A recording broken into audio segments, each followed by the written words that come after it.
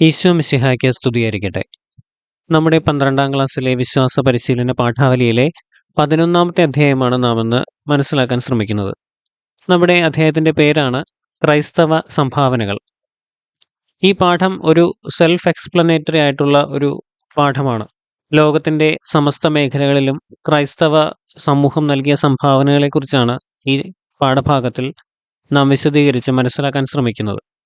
ഈശോയിൽ നിന്നും നാം സ്വീകരിച്ച സകല ജനത്തിനും വേണ്ടിയുള്ള വലിയ സന്തോഷത്തിൻ്റെ സദ്വാർത്ത സഭയിലൂടെ എന്നും പ്രഘോഷിക്കപ്പെട്ടുകൊണ്ടിരിക്കുന്നു. നമുക്കറിയാം, ഏതാനും വർഷങ്ങൾ മാത്രം നീണ്ടുനിന്ന തൻ്റെ പരസ്യ ജീവിതകാലത്ത് ഈശോ തൻ്റെ സമൂഹത്തിൽ നിലനിന്നിരുന്ന എല്ലാ തരത്തിലുള്ള അവസ്ഥകളിലേക്കും ഇറങ്ങിച്ചെന്ന വ്യക്തിത്വമാണ്. സമൂഹത്തിൽ നിലനിൽക്കുന്ന അനാചാരങ്ങൾക്കെതിരെയും ദുരാചാരങ്ങൾക്കെതിരെയും കപട സിദ്ധാന്തങ്ങൾക്കെതിരെയും യാതൊരു ഭയവും കൂടാതെ ഈശോ തൻ്റെ വാക്കുകൾ ഉപയോഗിച്ചിട്ടുണ്ട്. അധ്വാനിക്കുന്നവരെയും ഭാരം വഹിക്കുന്നവരെയും തൻ്റെ അടുത്തേക്ക് മാടി വിളിച്ചവനാണ് ഈശോ. രോഗാവസ്ഥയിലായിരുന്ന ഒരുപാട് പേർക്ക് ഈശോ തൻ്റെ ജീവിതകാലത്ത് രോഗസൗഖ്യം നൽകി. ഇത്തരത്തിൽ സമൂഹത്തിൻ്റെ നാനാ മേഖലകളിലേക്കും ഇറങ്ങിച്ചെന്ന ഒരു സാമൂഹ്യ പരിഷ്കർത്താവ് കൂടിയായിരുന്നു മനുഷ്യാവതാരം ചെയ്ത ഈശോ മിശിഹ. ഒരു ക്രൈസ്തവൻ എന്ന നിലയിൽ, അല്ലെങ്കിൽ ക്രൈസ്തവ സമൂഹം എന്ന നിലയിൽ, ഈ ഉത്തരവാദിത്വം നമ്മുടെ മേലും നിക്ഷിപ്തമാണ്. യേശുവിൻ്റെ സുവിശേഷം ലോകത്തിന് പ്രഘോഷിക്കുക എന്നതിൻ്റെ കൂടെ തന്നെയുള്ള ഏറ്റവും വലിയ ഉത്തരവാദിത്തമാണ് സമൂഹത്തിൽ നിലനിൽക്കുന്ന എല്ലാ തരത്തിലുള്ള മേഖലകളെയും ഒരു ക്രൈസ്തവൻ്റെ ധാർമ്മികതയോടുകൂടെ രൂപപ്പെടുത്തിയെടുക്കുക, വളർത്തിയെടുക്കുക, അല്ലെങ്കിൽ ഭാവിയുടെ നന്മയ്ക്കായി അതിനെ പരിവപ്പെടുത്തിയെടുക്കുക എന്നുള്ളത്. അങ്ങനെ നോക്കുകയാണെങ്കിൽ യേശുവിൻ്റെ മനുഷ്യാവതാരത്തിനും മരണത്തിനും ഉത്ഥാനത്തിന് ശേഷം എന്നു മുതൽ ക്രൈസ്തവ സമൂഹം ഭൂമിയിൽ രൂപപ്പെട്ടുവോ അന്നു മുതൽ ഇന്ന് ഈ ദിവസം വരെ ലോകത്തിൻ്റെ നാനാ ഭാഗങ്ങളിൽ, വിവിധ രാജ്യങ്ങളിൽ സമൂഹത്തിൻ്റെ എല്ലാ മേഖലകളിലേക്കും ഇറങ്ങിച്ചെന്ന് സമൂഹത്തിൻ്റെ പുരോഗതിക്ക് വേണ്ടി അക്ഷീണം പ്രയത്നിച്ച ഒരു പാരമ്പര്യമാണ് ക്രൈസ്തവ സമൂഹത്തിനും ക്രൈസ്തവ മിഷണറിമാർക്കും ഉള്ളത്. ഇതിനെക്കുറിച്ചാണ് വിശദമായി നാം ഈ പാഠത്തിൽ മനസ്സിലാക്കാൻ ശ്രമിക്കുന്നത്. ഒരുപക്ഷെ നമുക്ക് ആർക്കും അറിഞ്ഞുകൂടാത്ത ഒരുപാട് കാര്യങ്ങളുണ്ടായിരിക്കാം എത്രത്തോളമാണ് ക്രൈസ്തവ സമൂഹം ലോക ചരിത്രത്തിലും ലോക പുരോഗതിയിലും ഇടപെട്ടിട്ടുള്ളത് എന്നുള്ളത്. ഉദാഹരണത്തിന്, ജനിതക ശാസ്ത്രത്തിൻ്റെ പിതാവ് ആരാണെന്ന് പെട്ടെന്ന് ചോദിച്ചാൽ ആരും ചിന്തിച്ചേക്കില്ല അതിനു പുറകിൽ ഒരു ക്രൈസ്തവ വൈദികനായിരുന്നു എന്നുള്ളത്. അതുപോലെ തന്നെ ലോകം വളരെ ഭയത്തോടെ കണ്ട റോമാ സാമ്രാജ്യത്തിൻ്റെ പതനത്തിന് ശേഷം പാശ്ചാത്യ യൂറോപ്യൻ ലോകത്ത് ഒരു നവോത്ഥാന കാലഘട്ടത്തിൽ ആരോഗ്യകരമായ ഒരു പ്രത്യേക കൾച്ചർ, ഒരു പ്രത്യേക ശൈലി, സംസ്കാരം രൂപപ്പെടുത്തിയത് എന്തായിരുന്നു എന്ന് ചോദിച്ചാൽ അതിന് പിന്നിൽ അവിടുത്തെ കത്തോലിക്ക സഭയായിരുന്നു എന്നുള്ളത് എല്ലാവരും പെട്ടെന്ന് ചിന്തിച്ചേക്കാവുന്ന ഒരു ഉത്തരമല്ല. ഇത്തരത്തിൽ ഒരുപാട് ഉദാഹരണങ്ങൾ നമുക്കുണ്ട്. നമ്മുടെ ഭാരതത്തിലെ കൊൽക്കത്തയുടെ തെരുവുകളിൽ ഇന്നും മദർ തെരേസ സ്മരിക്കപ്പെടുന്നതിൻ്റെ കാരണം കേരളത്തിൽ ചാവറയച്ചൻ്റെ പള്ളിക്കൂടങ്ങൾ വഴി തുറന്ന ഒരു വലിയ വിദ്യാഭ്യാസ സംസ്കാരം, ഇതെല്ലാം ഈ ഗണത്തിൽപ്പെടുന്നവയാണ്. ക്രൈസ്തവ സംഭാവനകളെ വിവിധ മേഖലകളായി തിരിച്ച് മനസ്സിലാക്കാൻ നാം ശ്രമിക്കുകയാണ്. അതിൽ ആദ്യത്തെ മേഖലയാണ് ധാർമ്മിക മേഖല. മോറൽ സ്ഫിയർ എന്ന് നമുക്കതിന് ഇംഗ്ലീഷിൽ പറയാം. ഒരു മനുഷ്യന് ബുദ്ധിയും സാമൂഹിക കഴിവുകളും രാഷ്ട്രീയവും ഒക്കെ ഉള്ളതുപോലെ തന്നെ ഏറ്റവും അത്യാവശ്യം വേണ്ട കാര്യങ്ങളാണ്, അല്ലെങ്കിൽ അതിനേക്കാൾ ഉപരി വേണ്ട കാര്യമാണ് ആത്മീയതയും ധാർമ്മികതയും എന്ന് സഭ പഠിപ്പിക്കുന്നു. ഒരു മൊറാലിറ്റി ഇല്ലാത്ത സമൂഹം എല്ലാ തരത്തിലും ക്ഷയിച്ചു പോകുന്നു. ഈ സവിശേഷത ഇല്ലാത്ത മനുഷ്യൻ വെറും മൃഗതുല്യനാണെന്ന് സഭ ലോകത്തെ ഓർമ്മിപ്പിച്ചുകൊണ്ടിരിക്കുന്നു. മനുഷ്യജീവന്റെ ബഹുമാനത്തിനെതിരെ ഉയർന്ന എല്ലാത്തരം വെല്ലുവിളികൾക്കുമെതിരെ ശബ്ദിക്കാൻ ലോകത്തെ പഠിപ്പിക്കുന്നതിൽ എല്ലാ കാലത്തും നമ്മുടെ സഭ മുന്നിലുണ്ടായിരുന്നു. ഇന്ന് നമ്മുടെ ലോകം ഉയർത്തിപ്പിടിക്കുന്ന എല്ലാ മനുഷ്യാവകാശ നിയമങ്ങളുടെയും എല്ലാം അടിസ്ഥാനം സുവിശേഷത്തിൽ നിന്നുള്ള മൂല്യങ്ങളാണെന്ന് നിങ്ങൾ സൂക്ഷിച്ച് പരിശോധിച്ചാൽ മനസ്സിലാകും. അതുകൊണ്ട് നമുക്ക് പറയാം, ഈ ലോകത്തിൻ്റെ ധാർമ്മിക മനസാക്ഷിയാണ് സഭ. അതുകൊണ്ടാണ് ഐക്യരാഷ്ട്രസഭ പോലും പലപ്പോഴും ചില പ്രധാനപ്പെട്ട കാര്യങ്ങളിൽ സഭയുടെ നിലപാടുകൾക്ക് കാതോർക്കുന്നത്. ദൈവത്തെ കൂടാതെ, അല്ലെങ്കിൽ ദൈവത്തിൻ്റെ ധാർമ്മികത കൂടാതെ എന്തെല്ലാം കെട്ടിപ്പടുക്കാൻ ശ്രമിക്കുന്നോ അവിടെയെല്ലാം സഭ ലോകത്തിൻ്റെ ഒരു തിരുത്തൽ ശക്തിയായി ആദ്യം മുതലേ പ്രവർത്തിച്ചിട്ടുണ്ട്. ഇന്നും സഭയുടെ ശബ്ദം അങ്ങനെ മുഴങ്ങി കേൾക്കുന്നു. അതിനൊരു ഉദാഹരണമാണ് അബോർഷൻ, ഭ്രൂണഹത്യ പോലുള്ള പ്രവർത്തികൾക്കെതിരെ കത്തോലിക്ക സഭ നിരന്തരം ശബ്ദമുയർത്തിക്കൊണ്ടിരിക്കുന്നതും അതിനെ ചുറ്റിപ്പറ്റിയുള്ള നിയമനിർമ്മാണങ്ങൾ നടത്താൻ ലോകരാഷ്ട്രങ്ങൾ തുനിയുമ്പോഴും ലോക നേതാക്കൾ തീരുമാനങ്ങൾ എടുക്കുമ്പോഴും കാര്യക്ഷമമായി കത്തോലിക്ക സഭ ഇടപെടുന്നതും അവർക്ക് അഭിപ്രായ നിർദ്ദേശങ്ങൾ നൽകുന്നതും. ഇത്തരത്തിൽ ലോകത്തിൻ്റെ ധാർമ്മികതയുടെ, മൊറാലിറ്റിയുടെ മനസാക്ഷിയായി, അവസാന ശബ്ദമായി എപ്പോഴും കത്തോലിക്ക സഭ നിലപാടെടുത്തിട്ടുണ്ട്. അടുത്തതാണ് സാമൂഹിക മേഖല, സോഷ്യൽ സ്ഫിയർ.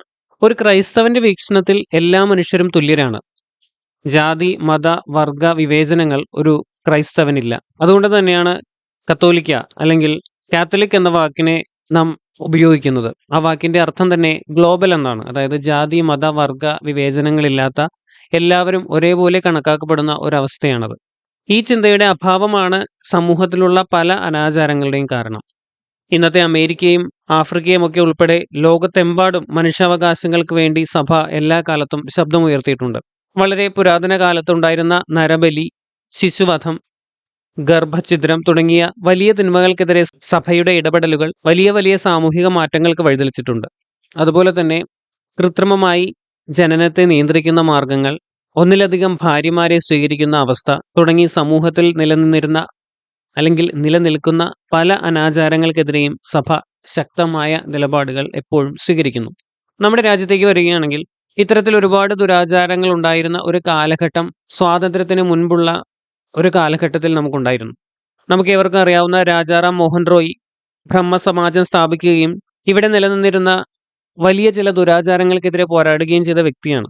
അദ്ദേഹത്തിന്റെ പ്രസ്ഥാനത്തിനും അദ്ദേഹത്തിനും വഴികാട്ടിയായത് ക്രൈസ്തവ ദർശനങ്ങളാണ് എന്നുള്ളത് വളരെ പ്രധാനപ്പെട്ട ഒരു കാര്യമാണ്. അയിത്തം, സതി, അടിമത്തം തുടങ്ങിയ അനാചാരങ്ങൾക്കെതിരെ നമ്മുടെ ഭാരത മനസാക്ഷിയെ ഉണർത്തിയത് ഇവിടെ വന്നു പ്രവർത്തിച്ച ക്രൈസ്തവ മിഷണറിമാരുടെ സ്വാധീനമാണ്. അത്തരത്തിലുള്ള ചില സംഭവങ്ങൾ പെട്ടെന്നൊന്ന് പരിശോധിക്കുകയാണെങ്കിൽ അതിലൊന്നാമത്തെയാണ് 1847 തിരുവിതാംകൂർ മഹാരാജാവിന് മിഷണറിമാരായ reverend Mead, reverend Mault, reverend Bailey, reverend Baker എന്നിവർ ഒരു നിവേദനം സമർപ്പിച്ചത്.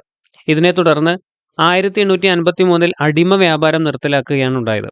അടിമ വ്യാപാരം, സ്ലേവറി എന്താണെന്നുള്ളത് ചരിത്രം പഠിക്കുന്ന വിദ്യാർത്ഥികളായ നിങ്ങൾക്ക് എല്ലാവർക്കും അറിയാവുന്നതാണ്. അതുപോലെ തന്നെയാണ് ഇവിടെ താണതെന്ന് കരുതപ്പെട്ട ഒരു പ്രത്യേക ജാതിയിലെ സ്ത്രീകൾക്ക് തങ്ങളുടെ മാറു മറയ്ക്കാൻ അവകാശം ഉണ്ടാകാതിരുന്ന ഒരു അവസ്ഥ. ഇതിനെതിരെ ക്രൈസ്തവ വിദ്യാഭ്യാസ സ്ഥാപനങ്ങളിൽ വിദ്യാഭ്യാസം നേടിയ ചാന്നാർ സ്ത്രീകളെ സംഘടിപ്പിച്ച് മാറുമറയ്ക്കൽ സമരം എന്ന ഐതിഹാസിക സമരം നടത്തിയത് ക്രിസ്ത്യൻ മിഷണറിമാരായിരുന്നു. അതേ തുടർന്ന് മദ്രാസ് ഗവർണറുടെ നിർദ്ദേശം വരികയും 1859 ജൂലൈ 26 മഹാരാജാവിന്റെ വിളംബരത്തിലൂടെ മാറുമറയ്ക്കാനുള്ള സ്വാതന്ത്ര്യം ചാന്നാർ സ്ത്രീകൾക്ക് ലഭിക്കുകയും ചെയ്തതാണ് ചരിത്രം. അതുപോലെ തന്നെയായിരുന്നു ഇവിടെ നിലനിന്നിരുന്ന അയിത്തം എന്ന് പറയുന്ന സാമൂഹിക അവസ്ഥ. ഉയർന്ന ജാതിക്കാർക്ക് താഴ്ന്ന ജാതിക്കാരുമായി ഇടപഴകുന്നതിനുണ്ടായ അസ്വസ്ഥതയും അവരെ മാറ്റി നിർത്തിയിരുന്നതുമായ ഒരു സാമൂഹിക അവസ്ഥയാണത്. ഇതിനെതിരെയുള്ള മാറ്റത്തിന് തുടക്കം കുറിച്ചത് ക്രൈസ്തവ മിഷണറിമാരുടെ വിദ്യാഭ്യാസ സ്ഥാപനങ്ങളായിരുന്നു. വിദ്യാഭ്യാസം തന്നെ നിഷേധിക്കപ്പെട്ടിരുന്ന ഒരു സമൂഹം ക്രൈസ്തവ മിഷണറിമാർ നൽകിയ വിദ്യാഭ്യാസത്തിന്റെ ഫലമായി ഉന്നത ഉദ്യോഗങ്ങൾക്ക് അർഹരാകുകയാണ് ഉണ്ടായത്. അതുപോലെ തന്നെ അന്ന് നിലനിന്നിരുന്ന സർക്കാർ സർവീസിലെ ബ്രാഹ്മണ മേധാവിത്വം അവസാനിപ്പിക്കണമെന്നും തിരുവിതാംകൂർ ജനതയ്ക്ക് ഉദ്യോഗങ്ങൾ നൽകണമെന്നും ആവശ്യപ്പെട്ടുള്ള പ്രക്ഷോഭത്തിന് നേതൃത്വം നൽകുന്നതിൽ നിധീരിക്കൽ മാണിക്കത്തനാർ അന്ന് നിർണായകമായ പങ്കുവഹിക്കുകയാണ് ഉണ്ടായത്. നമ്മുടെ സുറിയാനി സഭയിലെ ഏറ്റവും പ്രധാനപ്പെട്ട വൈദികരിൽ ഒരാളാണ് അദ്ദേഹം.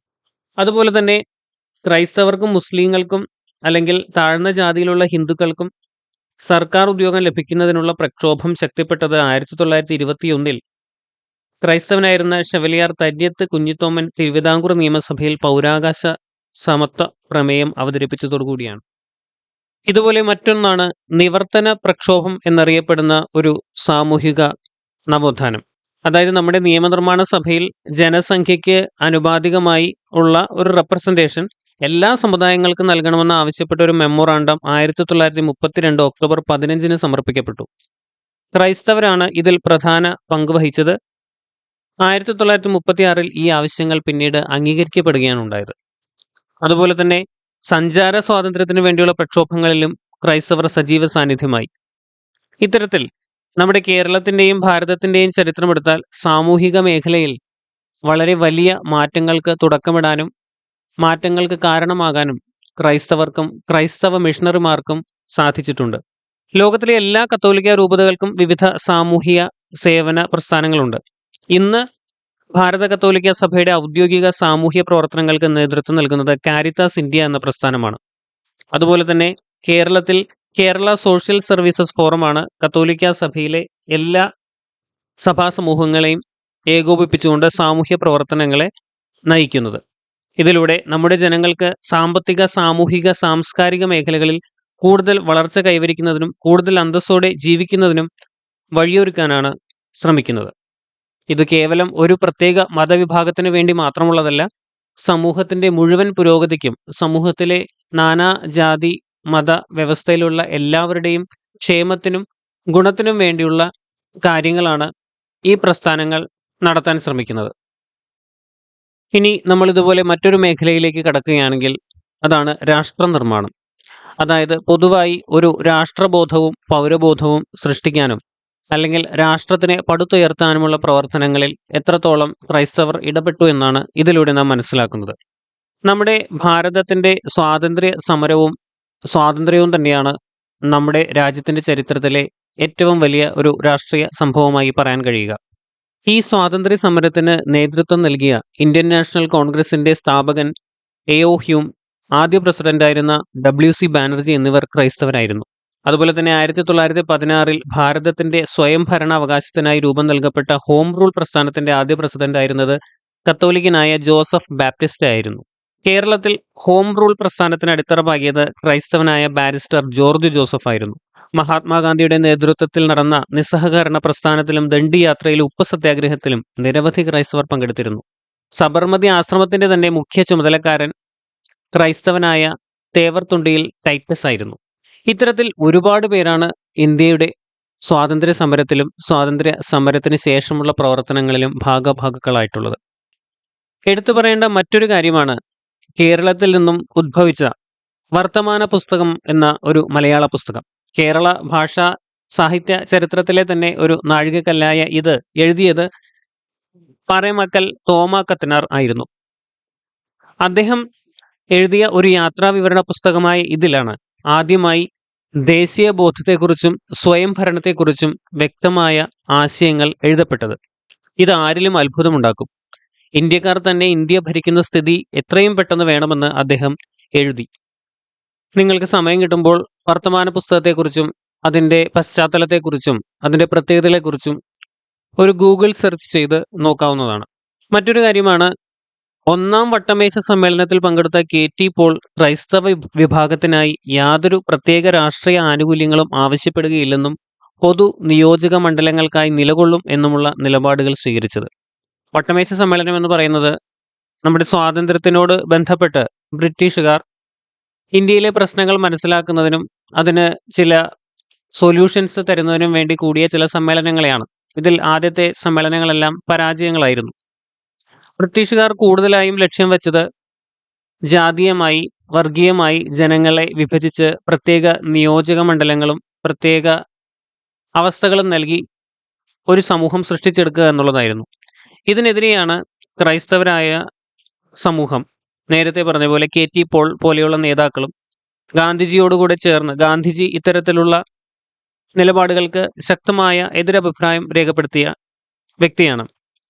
ബ്രിട്ടീഷുകാർക്കെതിരെ ഗാന്ധിജിയോട് ചേർന്ന് ഉണ്ടായ സമരത്തിന് ക്രിസ്ത്യാനികൾ മുൻനിരയിലുണ്ടായിരുന്നു. അങ്ങനെ ബ്രിട്ടീഷുകാർ നടപ്പിലാക്കാൻ ഉദ്ദേശിച്ച കമ്മ്യൂണൽ അവാർഡ് എന്ന് പറയുന്ന അവസ്ഥ പിൻവലിക്കുകയാണ് ഉണ്ടായത്. ഓരോ പ്രത്യേക ജാതീയ വിഭാഗങ്ങൾക്കും അവരുടേതായ നിയോജക മണ്ഡലങ്ങൾ കൊടുക്കുക എന്നുള്ള ഒരു ആശയമായിരുന്നു കമ്മ്യൂണൽ അവാർഡ് എന്നതുകൊണ്ട് ഉദ്ദേശിച്ചിരുന്നത്. ഇതുപോലെ തന്നെ 1935 ഇന്ത്യൻ ഭരണഘടനാ നിർമ്മാണ സമിതിയിൽ അംഗമായിരുന്ന ഫാദർ ജെറോം ഡിസൂസയുടെ നേതൃത്വത്തിൽ വർഗീയ സംവരണ നിയോജക മണ്ഡലങ്ങൾക്കെതിരെ ക്രൈസ്തവ നേതാക്കൾ പൂനെയിൽ ഒരുമിച്ചുകൂടി. ഇത് മഹാത്മാഗാന്ധിയുടെ വലിയ പ്രശംസയ്ക്ക് കാരണമായിട്ടുണ്ട്. ഈ പ്രവർത്തനങ്ങളെല്ലാം ഭാരതത്തിൽ മതങ്ങൾക്ക് അതീതമായി മതേതരമായ ഒരു മൂല്യം വേണമെന്നും എല്ലാ ജനങ്ങളും മതങ്ങൾക്ക് ഉപരിയായി ഒന്നായി കണക്കാക്കപ്പെടണമെന്നും എന്നുള്ള ആശയം നടപ്പിലാക്കാൻ വേണ്ടി ചെയ്തവയാണ്. ഇത്തരത്തിൽ രാഷ്ട്ര നിർമ്മാണത്തിലും പൗരബോധത്തിലും മതേതര മൂല്യങ്ങളുടെ നിലനിൽപ്പിനും ക്രൈസ്തവർ നമ്മുടെ ഭാരത ചരിത്രത്തിൽ ഒത്തിരി സംഭാവനകൾ നൽകിയിട്ടുണ്ട്. അതുപോലെ തന്നെയാണ് ലോക ചരിത്രത്തിൽ മറ്റു രാജ്യങ്ങളിലും യൂറോപ്പിലും അമേരിക്കയിലും എല്ലാം ഉണ്ടായ അവസ്ഥകളും. അതെല്ലാം വിശദമായി പ്രതിപാദിക്കാൻ നമുക്ക് സാധിക്കുകയില്ല.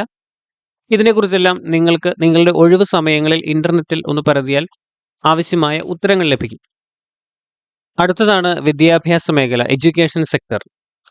ഒരു ക്രൈസ്തവന്റെ അല്ലെങ്കിൽ ക്രൈസ്തവ സമൂഹത്തിന്റെ സാമൂഹിക സേവനങ്ങളെക്കുറിച്ച്, സാമൂഹിക കോൺട്രിബ്യൂഷനുകളെക്കുറിച്ച് സംസാരിക്കുമ്പോൾ ഏറ്റവും ആദ്യം തന്നെ വരുന്ന കാര്യമാണ് വിദ്യാഭ്യാസ മേഖല എന്നുള്ളത്. സമൂഹത്തിന് വിദ്യാഭ്യാസം നൽകി അവരെ ഉയർന്ന ചിന്താഗതിയുള്ളവരും നല്ല ഉദ്യോഗത്തിന് അർഹരാക്കുകയും ചെയ്യുക എന്നുള്ളത് എക്കാലത്തും ക്രൈസ്തവ മിഷണറിമാരുടെ അല്ലെങ്കിൽ ക്രൈസ്തവ സമൂഹത്തിന്റെ ഏറ്റവും പരമമായ ലക്ഷ്യങ്ങളിലൊന്നായിരുന്നു. യൂറോപ്പിലെ തന്നെ ആദ്യകാല സർവകലാശാലകളിൽ പലതും അന്നത്തെ മാർപ്പാപ്പമാർ ആരംഭിച്ചതാണ്. ന്യൂ ഏതൻസ് എന്നറിയപ്പെടുന്ന പാരീസ് സർവകലാശാല സ്ഥാപിച്ചത് ഗ്രിഗറി 9 മാർപ്പാപ്പയാണ്.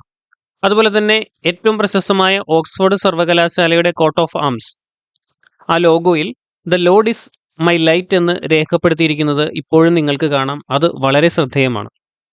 ഇതുപോലെ തന്നെ ബെൽജിയത്തിലെ ലുവൈൻ കാത്തലിക് യൂണിവേഴ്സിറ്റി ആകട്ടെ പരിശുദ്ധ അമ്മയെ അനുസ്മരിച്ചുകൊണ്ട് സീറ്റ് ഓഫ് വിസ്ഡം എന്ന് അവരുടെ കോട്ട് ഓഫ് ആംസിൽ അല്ലെങ്കിൽ അവരുടെ ലോഗോയിൽ എഴുതിയിരിക്കുന്നു.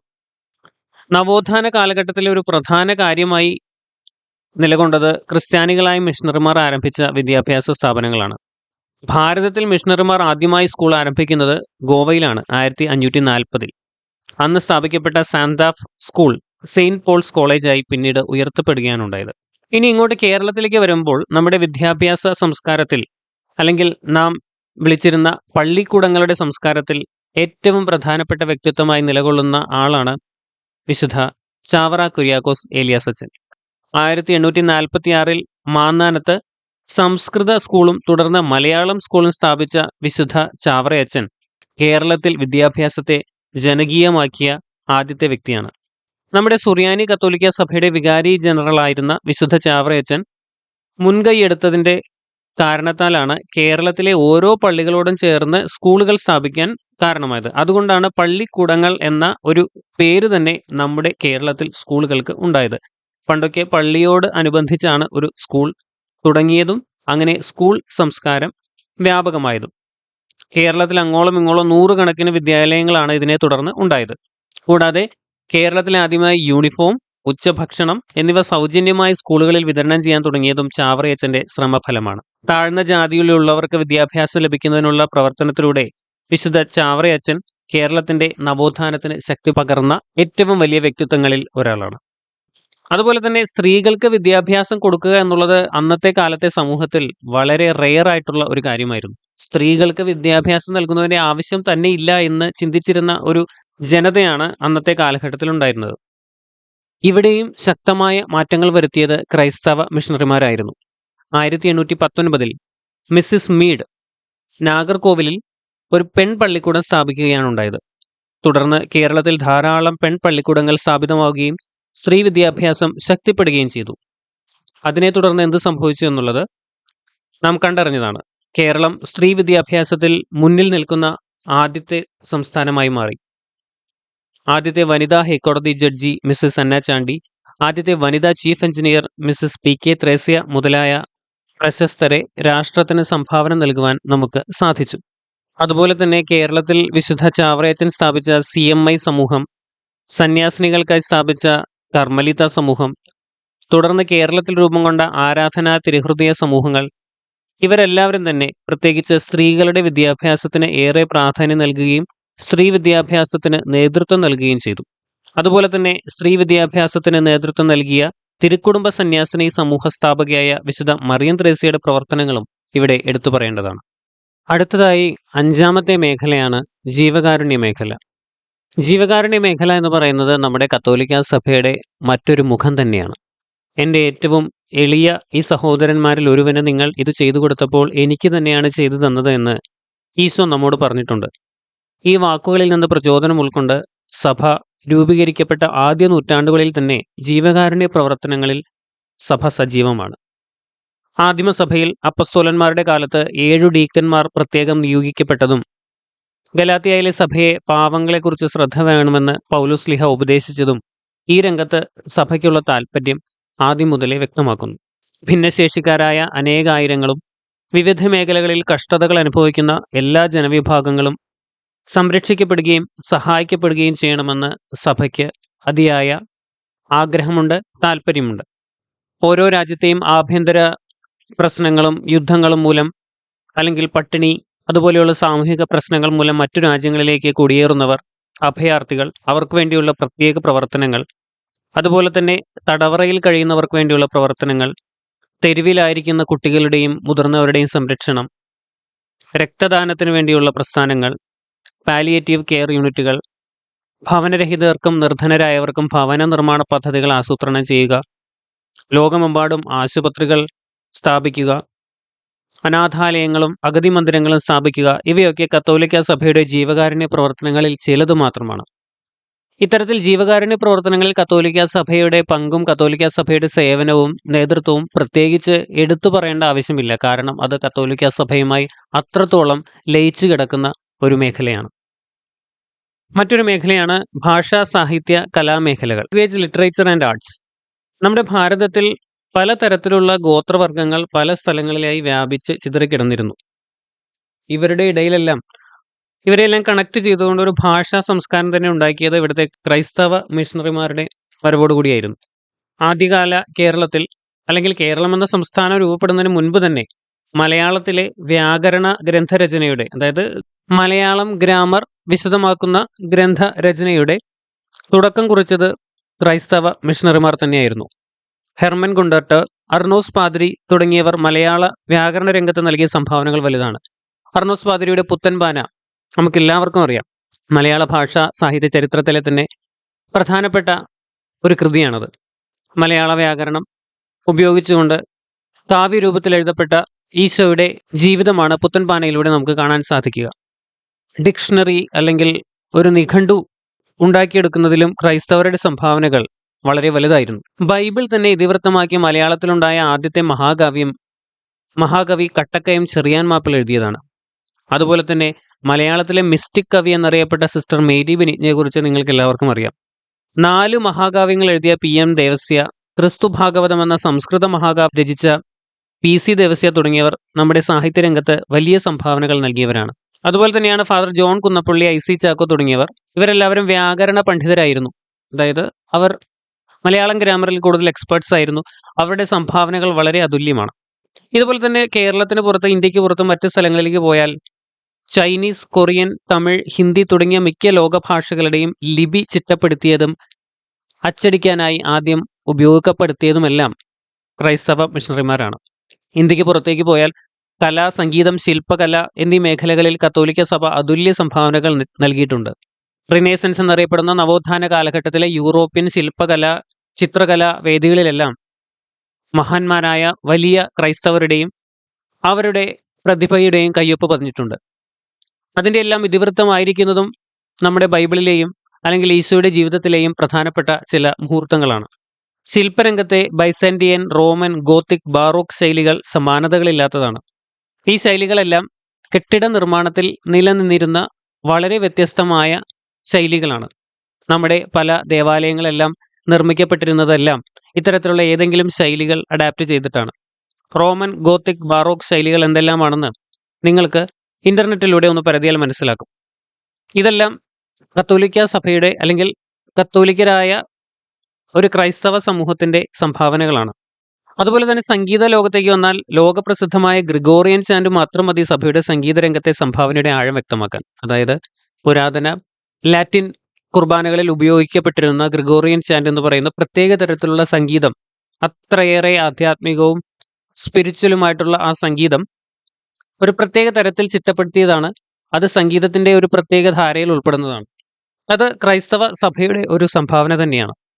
അതുപോലെ തന്നെ കേരളത്തിലേക്ക് വന്നാൽ ഭാരതസഭയുടെ തനത് കലാരൂപങ്ങളായ മാർഗംകളി, റമ്പാൻ പാട്ട്, ചവിട്ട് നാടകം, വീരടിയാൻ പാട്ട് തുടങ്ങിയവ കേരളത്തിൽ ഉത്ഭവിച്ച് അല്ലെങ്കിൽ ഒരു ക്രൈസ്തവികമായ പശ്ചാത്തലത്തിൽ തനിയെ ഉത്ഭവിച്ച തനത് കലാരൂപങ്ങളാണ്. ഇതെല്ലാം കലാരംഗത്ത് ക്രൈസ്തവ സഭയുടെ സംഭാവനകളാണ്. ഇതെല്ലാം പറഞ്ഞു വരുമ്പോൾ ആധുനിക കാലത്ത് നമുക്ക് ഒട്ടും മറക്കാൻ പാടില്ലാത്തൊരു പേരാണ് ആബേലച്ചൻ്റെ. ഫാദർ ആബേൽ CMI സ്ഥാപിച്ച കൊച്ചിൻ കലാഭവൻ ആധുനിക കാലഘട്ടത്ത് കേരളത്തിലെ സാംസ്കാരിക കലാരംഗത്ത് പുത്തൻ ഉണർവ് നൽകി, പുതിയ പാതകൾ വെട്ടിത്തുറന്നു, പുതിയ കലാകാരന്മാരെ വളർത്തിയെടുത്തു. ഇത്തരത്തിൽ ഇന്നും കേരളത്തിൻ്റെയും ലോകത്തിൻ്റെയും സാംസ്കാരിക കലാമേഖലകളിൽ ക്രൈസ്തവരായ അനേകം വ്യക്തികൾ തങ്ങളുടെ വ്യക്തിമുദ്ര പതിപ്പിച്ചുകൊണ്ടിരിക്കുന്നു. അവയിലൂടെയെല്ലാം ഈശോ നമുക്ക് തന്ന ധാർമ്മികതയും ഈശോയുടെ സന്ദേശങ്ങളും മനുഷ്യരെ കലയിലൂടെ, ശില്പകലയിലൂടെ, അല്ലെങ്കിൽ സാഹിത്യത്തിലൂടെ ഒന്നാക്കാനും ജാതി മത വർഗ ഭേദമില്ലാതെ മനുഷ്യരെല്ലാം ഒന്നായി കണ്ട് ഒരേ ദൈവത്തിലേക്ക് അവരെ അടുപ്പിക്കുന്ന ചൂണ്ടുപലകകളായി തീരുക അല്ലെങ്കിൽ തീർക്കുക എന്നുള്ളതാണ് നമ്മുടെ ദൗത്യം. ഈ മേഖലയിൽ തന്നെ വരുന്ന മറ്റൊരു പ്രധാനപ്പെട്ട കാര്യമാണ് അച്ചടിയും പത്രപ്രവർത്തനവും. ഭാഷ രൂപപ്പെട്ടു, ഭാഷാ സംസ്കാരം രൂപപ്പെട്ടുവെങ്കിലും അച്ചടി വ്യാപകമാക്കപ്പെട്ടതോടുകൂടിയാണ് കലാ സാഹിത്യ ഭാഷാ മേഖലകൾക്ക് വലിയ ഉണർവ് ലഭിച്ചതും മാധ്യമങ്ങൾ സൃഷ്ടിക്കപ്പെട്ടതും അത് സുവിശേഷ പ്രഘോഷണത്തിനും സമൂഹത്തിന്റെ വളർച്ചയ്ക്കും സംസ്കാരത്തിന്റെ വളർച്ചയ്ക്കും വളരെയധികം ഉപകാരപ്പെട്ടതും. ഇത്തരത്തിൽ 1575 പോർച്ചുഗീസ് മിഷണറിമാരാണ് കൊച്ചിയിൽ കേരളത്തിലെ ആദ്യത്തെ അച്ചടിശാല സ്ഥാപിച്ചത്. മലയാളം ലിപികൾ ആദ്യമായി അച്ചടിച്ചത് ഹോളണ്ടിന്റെ തലസ്ഥാനമായ ആംസ്റ്റർഡാമിലാണ് എന്നുള്ളത് കൗതുകകരമായ ഒരു അറിവാണ്. അതുപോലെ തന്നെ 1678 മുതൽ 1703 വരെ 12 വോളിയമായി പ്രസിദ്ധീകരിക്കപ്പെട്ട ഹോർത്തൂസ് മലബാറിക്കൂസ് എന്ന ഗ്രന്ഥമായിരുന്നു ഈ മലയാളം ലിപി ആദ്യമായി അച്ചടിക്കാൻ കാരണമായത്. ഈ ഗ്രന്ഥമെന്ന് പറയുന്നത് കേരളത്തിന്റെ സാഹിത്യ ചരിത്രത്തിലെ സാംസ്കാരിക ചരിത്രത്തിലെ ഒരു ജം ആണെന്ന് നമുക്ക് പറയാം. കാരണം കേരളത്തിൽ നിലനിന്നിരുന്ന ഔഷധ ചെടികളുടെയും അല്ലെങ്കിൽ സസ്യവർഗങ്ങളുടെയും സമ്പൂർണ്ണ വിവരമടങ്ങിയ, അതിനെ തരംതിരിച്ച് അതിൻ്റെ പ്രത്യേകതകൾ രേഖപ്പെടുത്തിയ ആദ്യത്തെ ഒരു ഗ്രന്ഥമായിരുന്നു ഇത്. ഇനി മറ്റൊന്ന്, കേരളത്തിൽ മലയാളം അച്ചടിയുടെ ചരിത്രം തുടങ്ങുന്നത് കോട്ടയത്താണ് എന്നുള്ളതാണ്. 1821 കോട്ടയത്ത് ബെഞ്ചമിൻ ബെയ്ലി CMS പ്രസ് തുടങ്ങി. അങ്ങനെ നേരത്തെ ആംസ്റ്റർഡാമിൽ അടിക്കപ്പെട്ടു എന്ന് നാം പറഞ്ഞ മലയാള ലിപികൾ പിന്നീട് കേരളത്തിൽ അച്ചടിച്ചു തുടങ്ങി.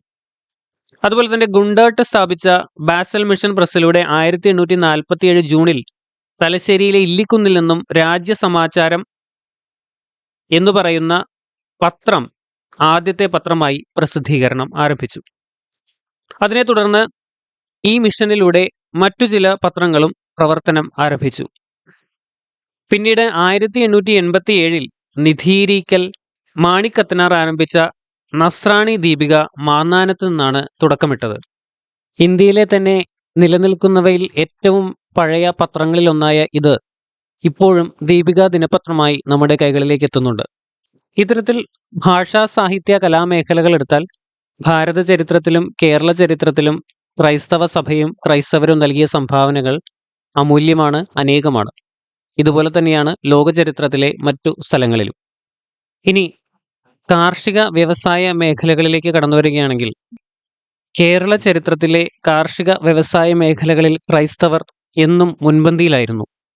കൊല്ലത്ത് സുറിയാനി ക്രിസ്ത്യാനികൾക്ക് ലഭിച്ച തരിസാപ്പള്ളി ചേപ്പേട് ഇതിന് ഒരു ഉദാഹരണമാണ്. AD 9-ാം നൂറ്റാണ്ടിൽ, ഏകദേശം AD 849 കൊല്ലം ആസ്ഥാനമായി വേണാട് രാജാവ് പുറപ്പെടുവിച്ച ചേപ്പേടുകളെയാണ് തരിസാപ്പള്ളി ചേപ്പേട് എന്ന് അറിയപ്പെടുന്നത്. തരിസാപ്പള്ളി ശാസനം എന്ന് ഇതിനെ പറയാറുണ്ട്. അതായത് അന്ന് കേരളം എന്ന് പറയുന്ന ഒരു സംസ്ഥാനം രൂപീകൃതമായിട്ടില്ല. എന്നാൽ ഈ ഭൂപ്രദേശത്ത്, ഇന്നത്തെ കൊല്ലം ഇരിക്കുന്ന സ്ഥലത്ത് ആണ് തരിസാപ്പള്ളി ഉള്ളതായി ചരിത്രത്തിൽ രേഖപ്പെടുത്തിയിട്ടുള്ളത്. ഇത് 9-ാം നൂറ്റാണ്ടിലെ കേരളത്തിലെ സാമൂഹിക, സാമ്പത്തിക, മതപരമായ അവസ്ഥ മനസ്സിലാക്കാൻ സഹായിക്കുന്ന വലിയ ഒരു ചരിത്രരേഖയാണ്. പ്രത്യേകിച്ചും വ്യവസായത്തിലും സമൂഹ നിർമ്മിതിയിലും ക്രിസ്ത്യാനികളുടെ പങ്കിനെക്കുറിച്ച്. ഇത് എഴുതപ്പെട്ടത് തകിടുകളിലാണ്. പേർഷ്യൻ വ്യാപാരികളുടെ സഹായത്തോടെ തരിസാപ്പള്ളി എന്ന സ്ഥലം പുനർനിർമ്മിക്കുന്നതിനും അവർക്ക് നൽകിയ പ്രത്യേക അവകാശങ്ങളും ഭൂമിയും സംബന്ധിച്ച രേഖയാണിത്. ഈ ചേപ്പേടുകൾ ഇന്ന് മാർത്തോമ സഭയുടെയും മലങ്കര സഭയുടെയും വിവിധ കേന്ദ്രങ്ങളിലായി സൂക്ഷിക്കപ്പെട്ടിട്ടുണ്ട്. അതുപോലെ തന്നെ കിഴക്കിന്റെ വെനീസ് എന്നറിയപ്പെടുന്ന ആലപ്പുഴയുടെ ഭാവി തന്നെ മാറ്റിമറിച്ച തച്ചിൽ മാത്യു തരകൻ ഒരു സുറിയാനി ക്രൈസ്തവനായിരുന്നു. കേരളത്തിന്റെ വ്യവസായ ചരിത്രത്തിൽ അത്രയധികം പ്രാധാന്യമുള്ള തച്ചിൽ മാത്യു തരകൻ ആലപ്പുഴ എന്ന് പറയുന്ന വ്യാപാര നഗരത്തെ മോഡിഫൈ ചെയ്യുന്നതിൽ, ബിൽഡ് ചെയ്യുന്നതിൽ അത്രയധികം സംഭാവനകൾ നൽകിയിട്ടുണ്ട്. അതുപോലെ തന്നെ കായൽ ചിറകെട്ടി വറ്റിച്ച് നെല്ല് കൃഷി നടത്തിയ കാർഷിക വിസ്മയമായ ജോസഫ് മുരിക്കൻ കാർഷിക ചരിത്രത്തിൽ വലിയ സംഭാവന നൽകിയ ഒരു സുറിയാനി ക്രൈസ്തവനാണ്. കേരളത്തിലെ സമൂഹത്തിൽ പട്ടിണിക്ക് അറുതി വരുത്തിയ പുതിയ വരുമാന മാർഗങ്ങൾ കണ്ടെത്തിയ, കേരളത്തിന്റെ സാമൂഹിക സ്ഥിതി വളരെയധികം മെച്ചപ്പെടുത്തിയ വലിയ ഒരു സംഭവമായിരുന്നു മലബാർ ഹൈറേഞ്ച് കുടിയേറ്റങ്ങൾ.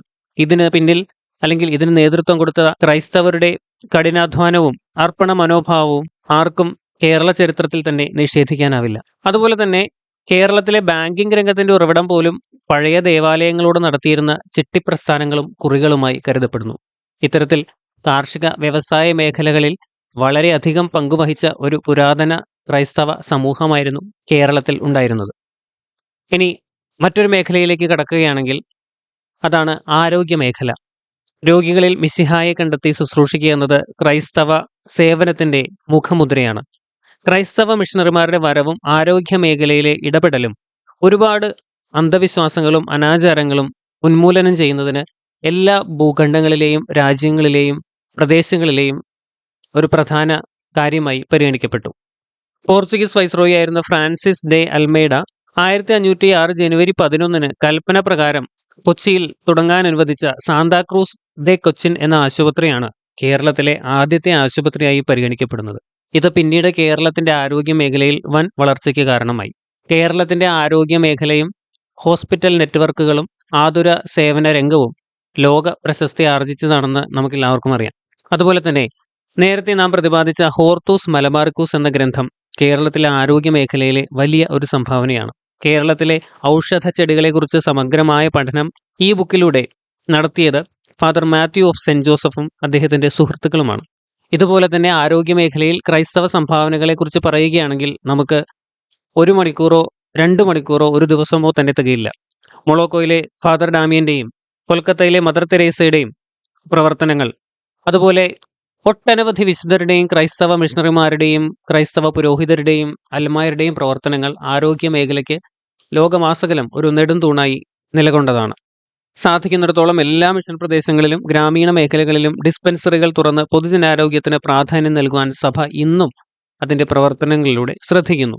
നമുക്ക് തന്നെ അറിയാം, നമ്മുടെ കേരളത്തിൽ ഏറ്റവും കൂടുതൽ ഹോസ്പിറ്റലുകൾ സ്ഥാപിക്കപ്പെട്ടിട്ടുള്ളതും നടത്തിക്കൊണ്ടുപോകുന്നതും ക്രൈസ്തവ സമൂഹമാണ്. അത് നമ്മുടെ സമൂഹ സേവനത്തിന്റെ വലിയ ഒരു ഘടകമാണ്. ഏറ്റവും അവസാനത്തെയാണ് ശാസ്ത്രമേഖല. ശാസ്ത്രമേഖലയിൽ ക്രൈസ്തവ സഭയും ക്രൈസ്തവരും എത്രത്തോളം സംഭാവനകൾ നൽകി എന്നുള്ളത് ഈ വർഷത്തെ തന്നെ 7-ാമത്തെ അധ്യായത്തിൽ നാം വിശദമായി കണ്ടതാണ്. 7-ാമത്തെ അധ്യായത്തിന്റെ വീഡിയോ നിങ്ങളൊന്ന് ആവർത്തിച്ച് കേൾക്കുന്നത് നല്ലതാണ്. ശാസ്ത്രത്തെ ലോകത്തിന് പരിചയപ്പെടുത്തുന്നതിലും ശാസ്ത്രത്തെ മതവുമായി ചേർന്ന് മനുഷ്യന്റെ സമഗ്ര പുരോഗതിക്ക് ഉപയോഗിക്കുന്നതിലും ക്രൈസ്തവ സഭ വലിയ വലിയ മുന്നേറ്റങ്ങൾ നടത്തി. ജനിതക ശാസ്ത്രത്തിന്റെ പിതാവായ ഗ്രിഗർ മെൻഡൽ മുതൽ വാനശാസ്ത്രത്തിൽ വളരെയധികം കണ്ടുപിടുത്തങ്ങൾ നടത്തിയ നിക്കോളാസ് കോപ്പർനിക്കസ്, ഗലീലിയോ ഗലീലി, വൈദ്യശാസ്ത്ര മേഖലയിൽ കണ്ടുപിടുത്തങ്ങൾ നടത്തിയ ലൂയി പാസ്റ്റർ, അങ്ങനെ ആ ലിസ്റ്റ് വളരെ വലുതാണ്. അതിനെക്കുറിച്ച് നാം കൂടുതൽ വിശദീകരിക്കുന്നില്ല. അത് അധ്യായം 7 നമ്മൾ വിശദമായി കണ്ടതാണ്. ഇത്തരത്തിൽ ദരിദ്രരോട് സുവിശേഷം അറിയിക്കാനും അടിച്ചമർത്തപ്പെട്ടവർക്ക് സ്വാതന്ത്ര്യം നൽകാനും രോഗികളെ സുഖപ്പെടുത്താനും പാവപ്പെട്ടവന്റെ പക്ഷം ചേരാനുമായി ലോകത്തിലേക്ക് വന്ന ഈശോ മിശിഹ സഭയിലൂടെ ഇന്നും തന്റെ പ്രവർത്തനങ്ങൾ തുടർന്നുകൊണ്ടിരിക്കുന്നു. ക്രൈസ്തവരുടെ പ്രവർത്തനങ്ങൾ ലോക പുരോഗതിക്ക് നിർണായകമായിരുന്നു എന്നതിൽ നമുക്കെല്ലാവർക്കും അഭിമാനിക്കാം. ഇതിൽ നിന്ന് എന്താണ് നമുക്ക് ലഭിച്ച ബോധ്യങ്ങൾ? ലോകത്തിന്റെ, സമൂഹത്തിന്റെ, മനുഷ്യന്റെ പുരോഗതിക്ക് അടിത്തറയിടുന്നതിൽ സഭ നിർണായകമായ ഒരു പങ്ക് വഹിച്ചിട്ടുണ്ട്. നമ്മുടെ മാതൃരാജ്യമായ ഭാരതത്തിന്റെ സാമൂഹിക നവോത്ഥാനത്തിനും സ്വാതന്ത്ര്യത്തിനും വഴിതെളിച്ചതിൽ ക്രിസ്ത്യാനികൾ വലിയ സംഭാവനകൾ നൽകിയിട്ടുണ്ട്. കേരളത്തിന്റെ പുരോഗതിക്ക് പിന്നിൽ ക്രൈസ്തവ സഭ നിർണായകമായ പങ്ക് വഹിച്ചു, ഇപ്പോഴും വഹിച്ചുകൊണ്ടിരിക്കുന്നു. നമുക്ക് തീരുമാനങ്ങളെടുക്കാം, ക്രിസ്തീയ മൂല്യങ്ങളെ മുറുകെ പിടിക്കാം, പൂർവികരുടെ പാത പിന്തുടരാം, സഭയോട് ചേർന്ന് രാജ്യ പുരോഗതിക്കായി നമുക്കും പ്രവർത്തിക്കാം. ഈശോ മിശിഹായ്ക്ക് സ്തുതിയായിരിക്കട്ടെ.